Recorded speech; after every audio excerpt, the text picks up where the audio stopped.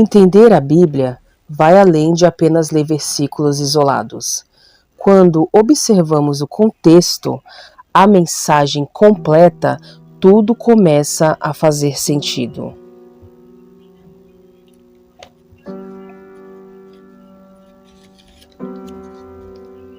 O pecado no Antigo Testamento. O Antigo Testamento revela algo que muitas vezes o mundo moderno esqueceu. O pecado não era tratado como algo pequeno. Para Deus, o pecado não era apenas um erro humano, era uma ofensa contra a sua santidade.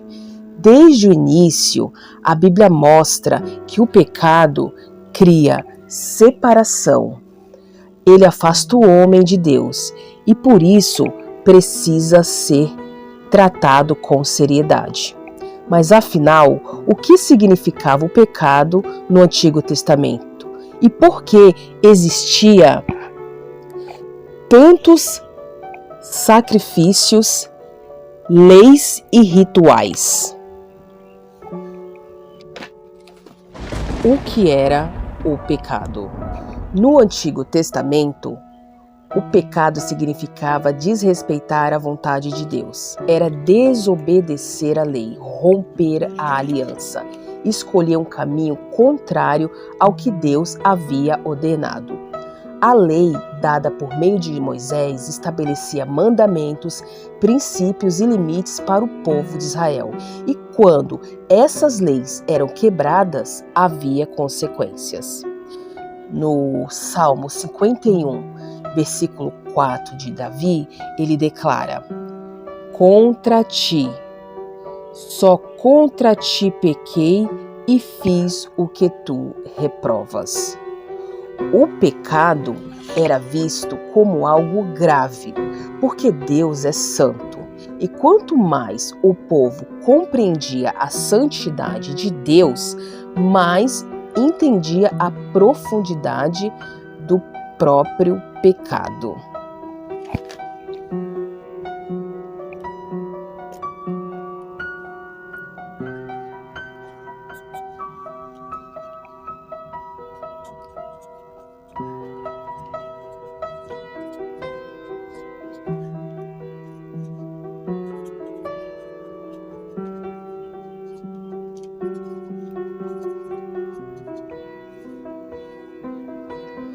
Os livros de Êxodo, Levítico,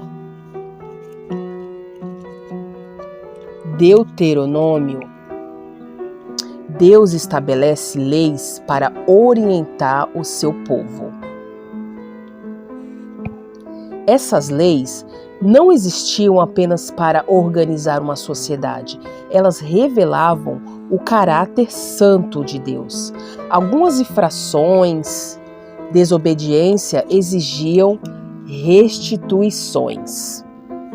Outras envolviam punições severas. Em certos casos, o pecado tinha consequências porque mostrava rebelião contra o próprio Criador.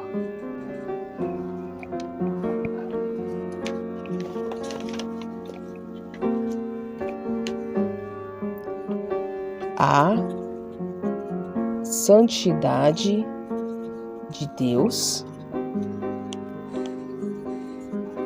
o peso da desobediência.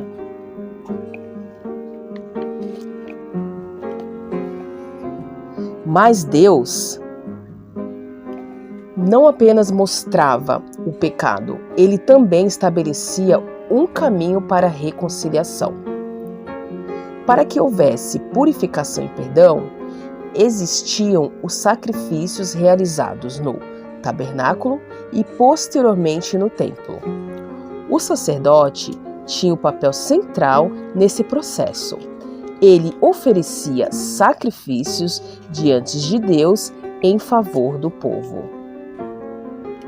Em Levítico 4, versículo 20, vemos que o sacerdote fazia expiação, a remissão pelos pecados cometidos.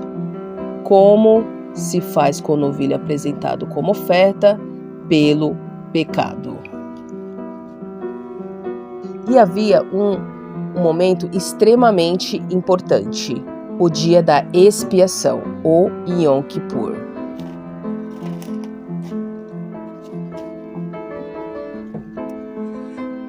Uma vez por ano, o sumo sacerdote entrava no Santo dos Santos e oferecia sacrifício pelos pecados de toda a nação. Era um momento solene, um lembrete de que o pecado separava o homem de Deus.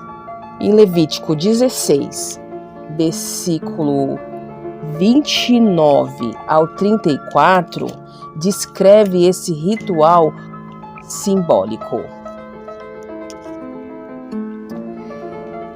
No 10º dia do 7º mês, vocês se humilharão. Nem os israelitas de nascimento, nem os estrangeiros que vivem entre vocês farão qualquer tipo de trabalho.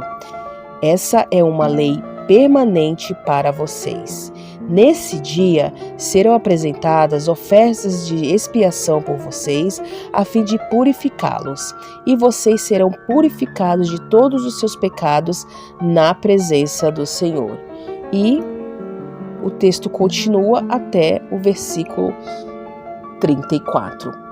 Expiação, purificação e reconciliação. Mas aqueles sacrifícios não removiam o pecado de forma definitiva. Eles apontavam para algo maior. Cada altar, cada oferta, cada derramamento anunciava o sacrifício perfeito que viria através de Jesus Cristo. Em Hebreus, capítulo 10, versículo 1, diz assim: a lei constituiu apenas uma sombra, um vislumbre das coisas boas por vir, mas não as coisas boas em si mesmas. Os sacrifícios são repetidos todos os anos, mas nunca puderam purificar inteiramente aqueles que vêm adorar.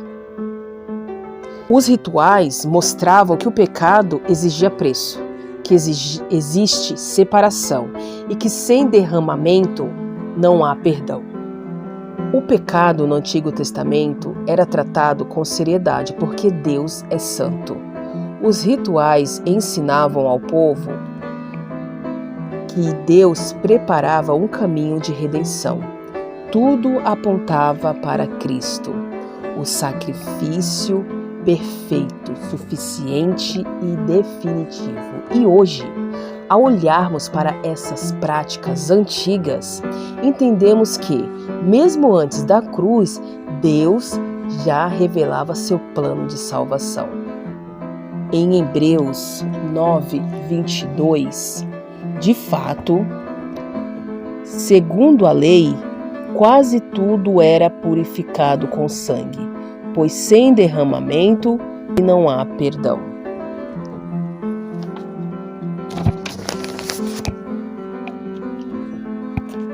A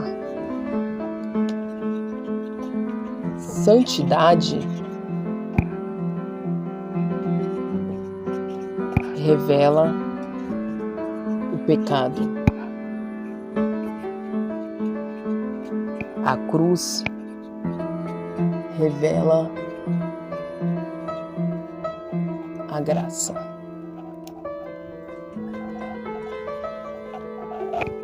Fiquem com Deus.